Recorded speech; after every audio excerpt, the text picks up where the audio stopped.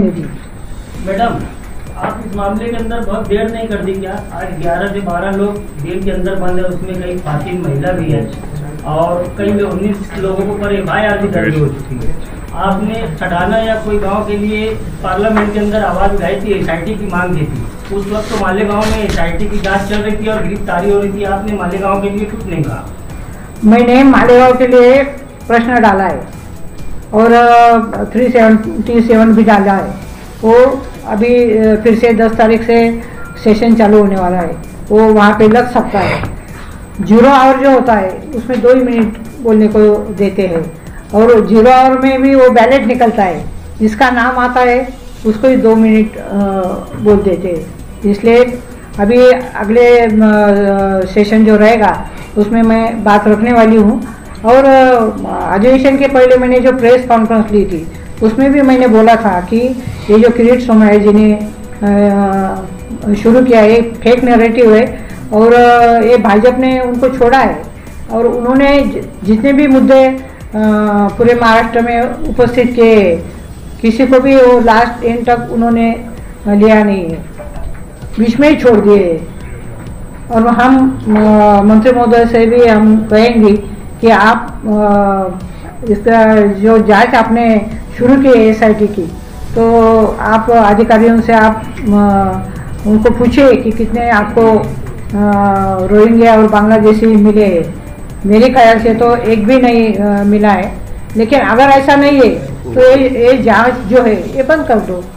ऐसे मैं मिलने वाली हूँ क्योंकि विधानसभा में 3 तारीख से अधिवेशन शुरू होने वाला है। मैडम, ये जो आप रुको जरा, सबर करो, बोला धक्का मुक्की नहीं कर। कि कल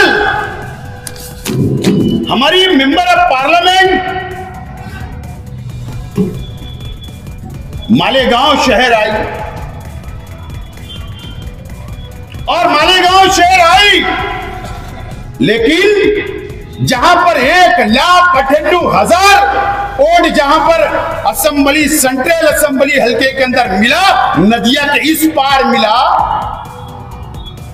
2 बहनें जेल में है, 19 लोग पर FIR हो गई, लेकिन हमारी मेंबर ऑफ पार्लियामेंट ने हमारे हल्के के अंदर कदम रखना गवारा नहीं किया, कदम भी नहीं रखी और रेस्ट हाउस के अंदर बैठकर प्रेस कॉन्फ्रेंस शहर के MLA को, अधिकारियों को बोलकर जब वहां पर पत्रकारों ने सवाल किया कि आपको बहुत देर हो गई, आपने असम पार्लियामेंट के अंदर आवाज नहीं उठाई, मालेगांव के लिए SIT हुकूमत ने बना दी, तो कहा कि मैंने सवाल लगा दिया हूं, सवाल लगाई हूं। बोले 10 तारीख से पार्लियामेंट शुरू होगी तो सवाल लगेगा।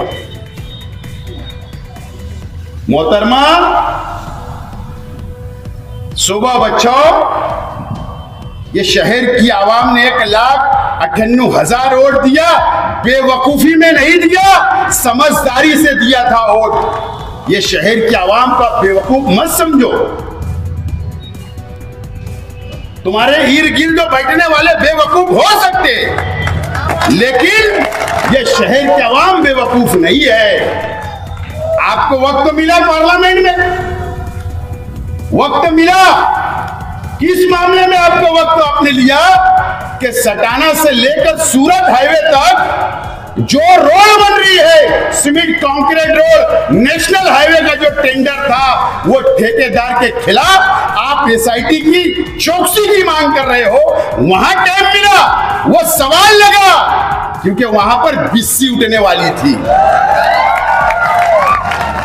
क्यों? ये शहर की आवाम ने 1,98,000 वोट दिया, मुसीबत में है, हमारी बहनें जेल में है, शहर परेशान है कि आप पार्लियामेंट के अंदर जहां से ये GR निकला, जो अमेंडमेंट हुआ, या आप कम से कम इस मिनिस्ट्री जो ये डिपार्टमेंट के मिनिस्टर है उनको जाकर एक मेमोरेंडम देते कि ये अमेंडमेंट हुआ था, मैं जिस हल्के से आती वहां पर SIT लगा दी, वो SIT महाराष्ट्र हुकूमत को बोल के हटाई जाए, या इसके ऊपर जो स्टे हुकूमत ने लगाया जो गैर कानूनी है 21 जनवरी को कि अब जन्म दाखिला नहीं मिलेगा, तो ये कानून वहां का था कि तुम्हारी महाराष्ट्र की हुकूमत ने गलत स्टे लगाया, इसको हटाने का एक लेटर तो देना था, आपने वो नहीं दिया। और आकर यहां पर प्रेस कॉन्फ्रेंस ली जा रही है, बोले हमने सवाल लगा दिया। बेवकूफ समझते हो क्या हमें? वो तो कल डिपार्टमेंट की विनती पर, डिपार्टमेंट की गुजारिश पर कल हम माइनॉरिटी डिफेंस कमेटी के लोगों ने फैसला किया। मैंने मुस्तकीम भाई को फोन किया, सुबह मुझे पुलिस डिपार्टमेंट से फोन आया कि सुबह बच्चा भाई आप काला झंडा बताने वाले हो क्या? मैंने कहा 10 मिनट में जवाब देता हूं। हमने मशवरा किया, बोले जाने दो। फिर 10 मिनट के बाद हमने फोन किया कि ऐसा कुछ प्रोग्राम नहीं है। सुबह बचाओ मैडम, 1,98,000 लोगों की तुमने इंसानियत देखी है। अगर जिस दिन ये शहर रोड पर उतर गया तो तुम हल्के के अंदर आ भी नहीं सकते। ये हमारा चैलेंज है। तुम्हारे साथ एमएलए भी रहेंगे तो शहर डरने वाला नहीं है। तुम्हारी जिम्मेदारी थी, तुमने उसको निभाया नहीं।